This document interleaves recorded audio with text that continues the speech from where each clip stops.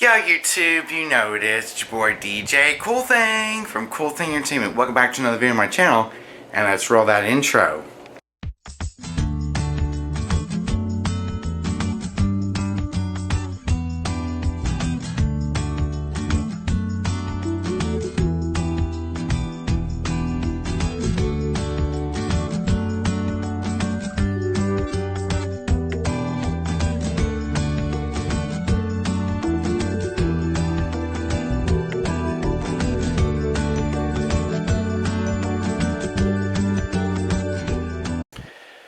Alright everyone, let's get into the subject of today's video. Today's video is a tutorial for all the beginner DJs who have PA speakers, something like this, the JBL Eon 612s.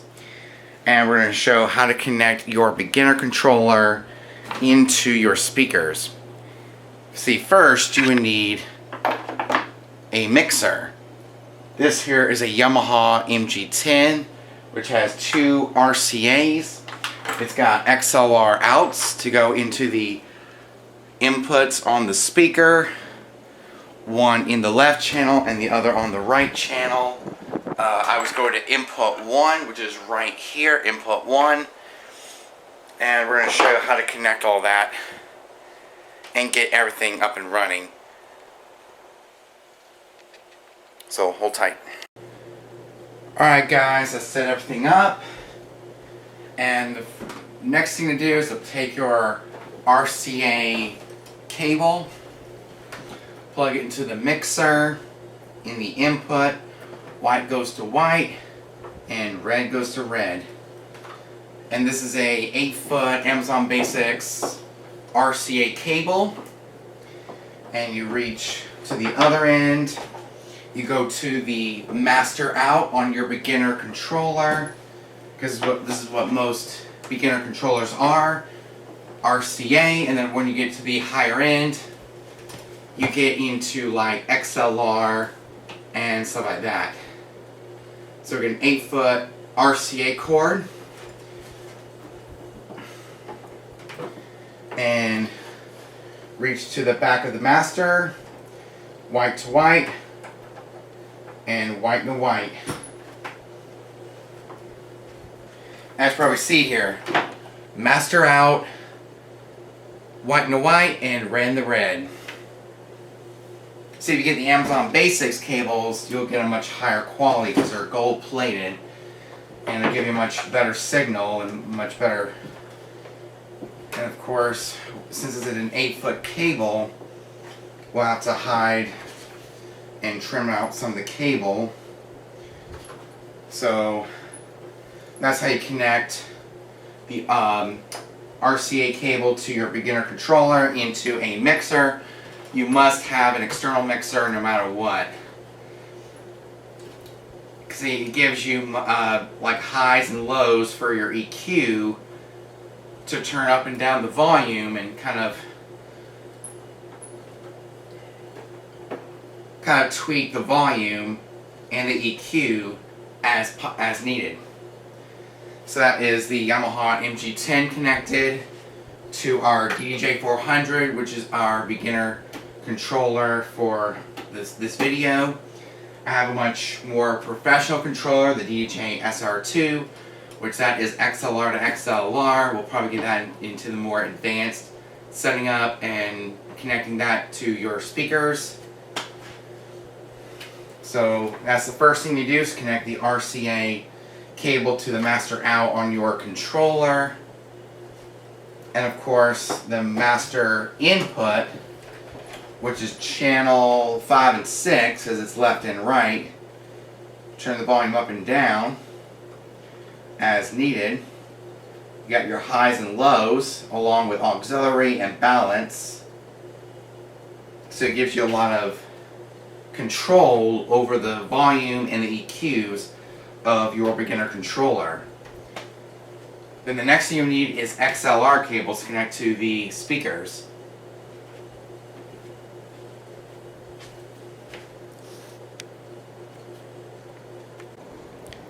So after you plug in your RCA to the master output on your controller, you go into your mixer. As you can see, channel 5 and 6. And the next thing you do is to take your 20-foot XLR cord. As you can see, I'm using Copul, K-O-P-U-L. They're very nice, high-quality cables. The first thing you do is take your XLR cord, plug it into the input 1 of your speaker. Make sure you line up the prongs. Plug it in like so, input 1. And of course you take the rest of the cord, bring it down the scrim and up to the mixer. Alright, so here is the speaker. Take the cable, route it down the scrim.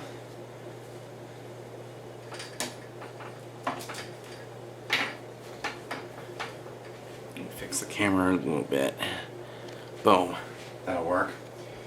So you take your cable, bring it down the scrim. This is for better cable management. Make it nice and neat and tidy so you don't trip over the cables or maybe even your guests.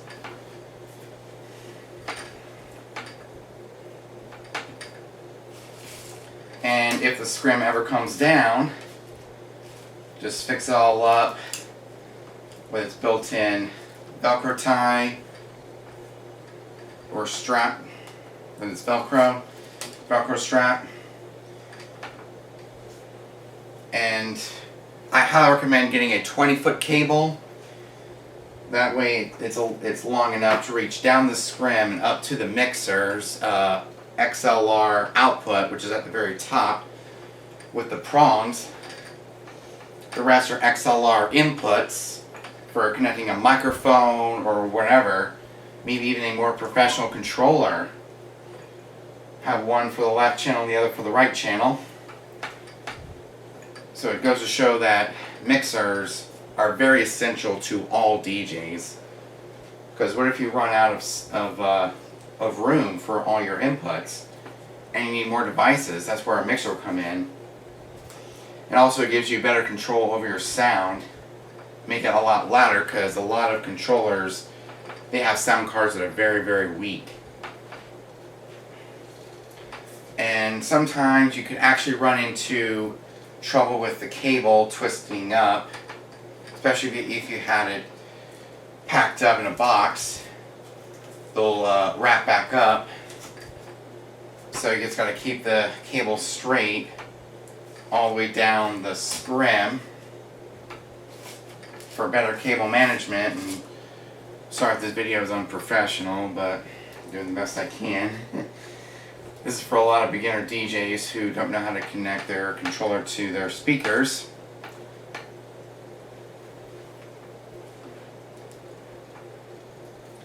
So you route the audio, you route the XLR cord. I guess the cable that has been run down, you plug it all in. This one goes into the right channel. And point you guys down so you guys can see the mixer a lot better. There's the mixer. You take, oh man. There we go, that'll work. Nice and straight. Take the other end of your XLR cord, plug into the right channel, because this is the right channel. Line up the prongs on your mixer. And then of course, route your cable the rest of the way. And put you guys back up to the speaker. And here it is with the rest of the cable, because this is a very long cord. So that way it's not sticking out. Wow. Definitely need to get some new scrims. Because the Velcro tie is wearing out, but it is what it is.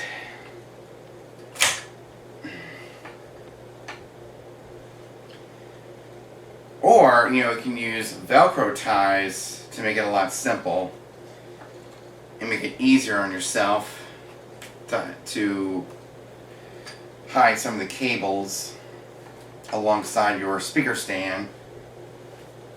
See, I like to use scrims because they're a lot easier to route the cable.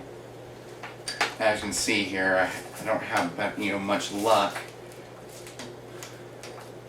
Yeah, I don't have much luck with my scrims staying up, but that's part of setting everything up. They say route the rest of the cable, rest of the way. Sometimes it takes a while. Yeah.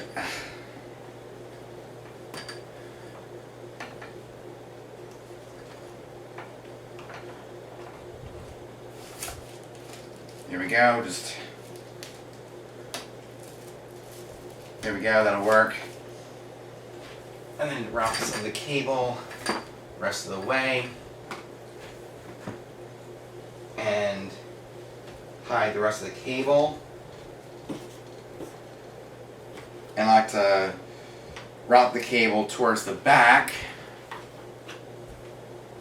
as we see right over here. As you can see, I like to route the cable towards the front, or maybe route it in the back.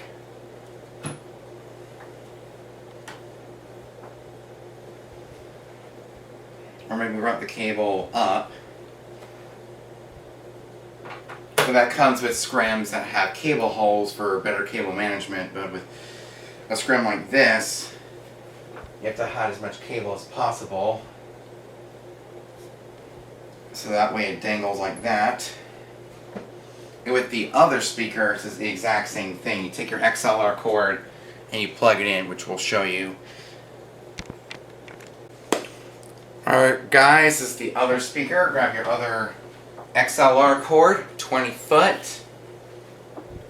We'll come over here, do the exact same thing, plug into input 1. Because with XLRs, it's a balanced connection.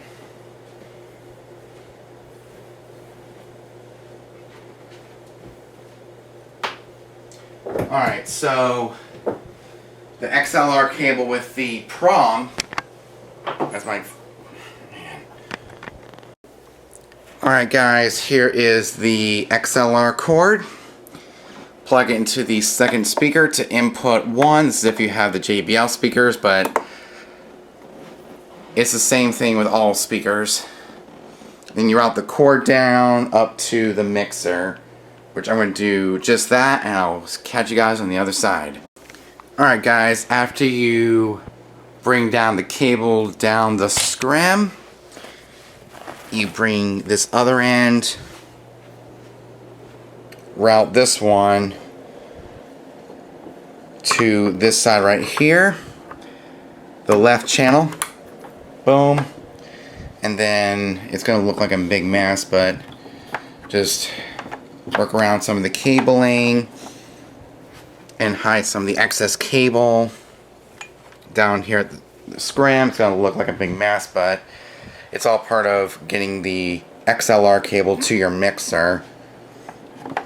Hide the excess cord in front of your controller, and that's how it looks right now. All that's left to do is hook up your laptop, turn on your mixer, and you're ready to go. So that's how you connect the audio to a beginner controller to the mixer into your speakers using XLR. Hope you guys enjoyed it. Make sure you like, comment, subscribe, hit the notification bell so you get notified every time I upload a brand new video or when I go live. Till next time, your boy DJ Cool Thing from Cool Thing Entertainment out. Peace.